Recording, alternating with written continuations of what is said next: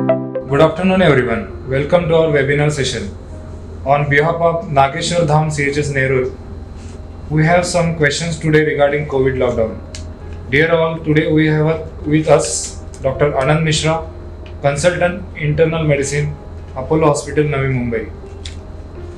Sir, what should we do if we come in close contact with someone who has COVID? And what are the basic mistakes which can lead to spread coronavirus? What precautions should take to avoid in this pandemic time? ये अगर आपका किसी corona संक्रमित व्यक्ति से close contact होता है अनजाने में, तो जैसे ही आपको मालूम चले, आपको अपने आप को सबसे पहले सेल्फ आइसोलेट कर लेना चाहिए। आप घर में हैं, बच्चे, वाइफ, पेरेंट्स वगैरह हैं, तो उनसे आप अलग हो जाइए।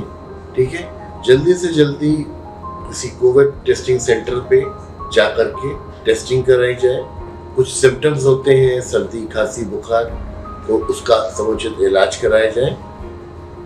Second part of the question was What are the basic mistakes which can lead to spread coronavirus? Basic mistakes जो होती हैं कि आजकल जैसे हम लोग बताते हैं कि भाई मास्क पहन के रखिए, खांसिए नहीं, छींकिए नहीं, इधर उधर चीज़ों को छुइए नहीं, या फिर लोगों से आप डिस्टेंस बना करके रखिए, जिसे हम लोग सोशल डिस्टेंसिंग बोलते हैं। यकीन मानिए 99% यही मिस्टेक्स हैं जो कि आपको कोरोना को संक्रमित होने से बचा सकती है। ओके, तो अगर हम इन सब चीज़ों का ध्यान रखेंगे तो आपकी रिस्क एकदम मिनिमम हो सकती है, मिनिमम हो जाती है। लेकिन अगर ये चीज़ों का अगर आप पालन नहीं करेंगे तो आपकी रिस्क बढ़ जाती है। थर्ड पार्ट,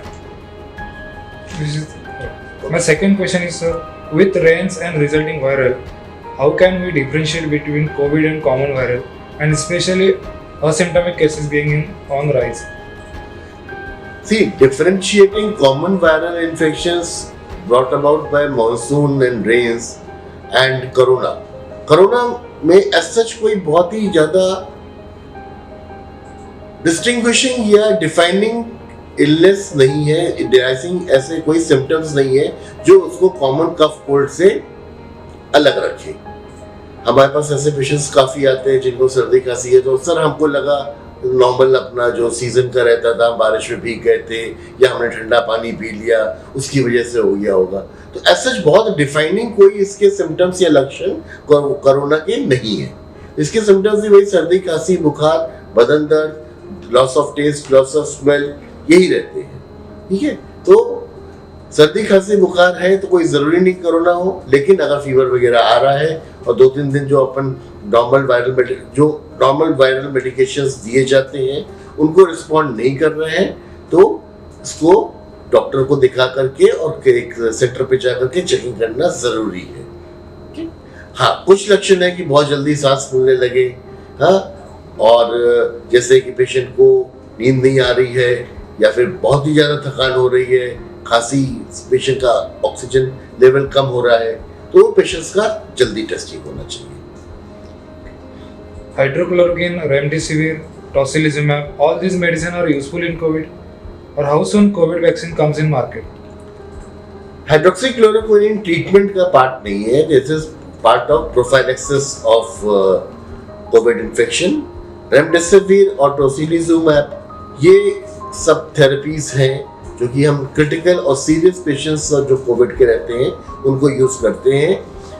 जो कैटेगरी में जो इनका डेफिनेशन है, ये मॉडरेट टू सीवियर केसेस में यूज होता है। एक्सपेंसिव मेडिकेशंस हैं, साइड इफेक्ट्स हैं, रेगुलर मॉनिटरिंग की आवश्यकता पड़ती है। तो ये दवाइयाँ मॉडरेट टू सीवियर पेशेंट्स में mostly hospital settings / ICU settings में हम लोग यूज करते हैं।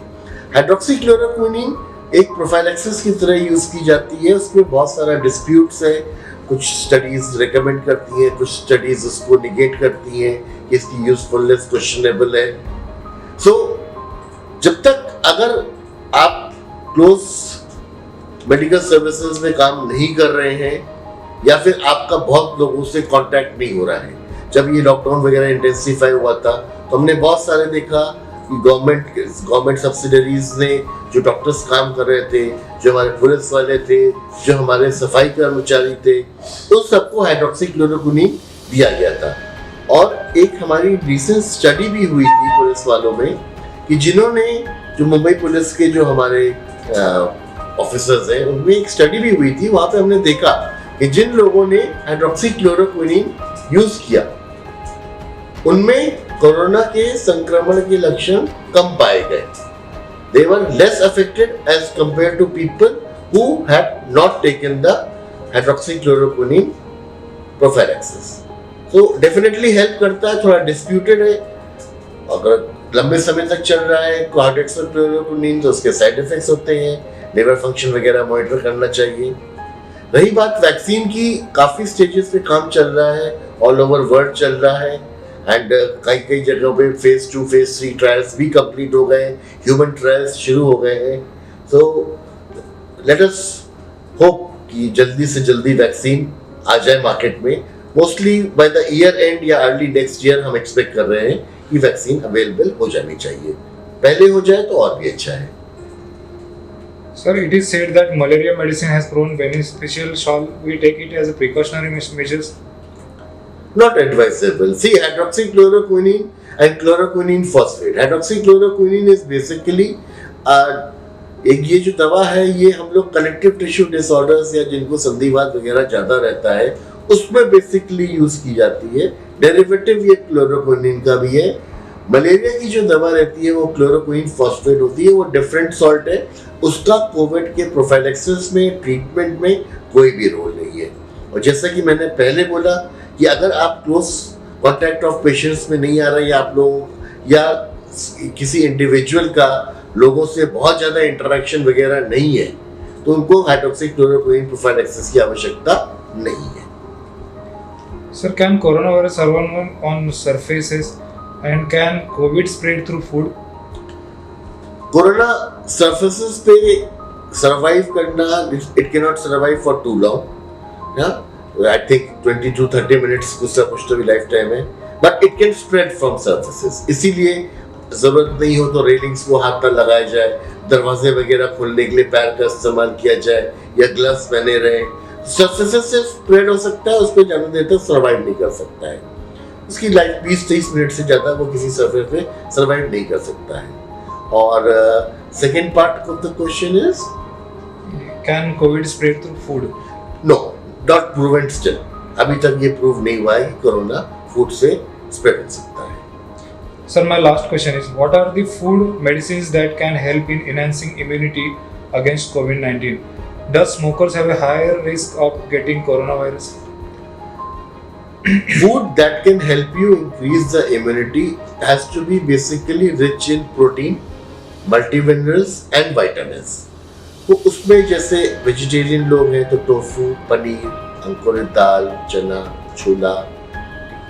विटामिन्स और मिनरल्स के लिए फ्रेश फ्रूट्स, थोड़े ड्राई फ्रूट्स, लिमिटेड अमाउंट में। सीनियर लोग हैं, सीनियर सिटीजन्स हैं या फिर जिनको शुगर है, बीपी है, उनको अपना उसका भी ध्यान रखना है।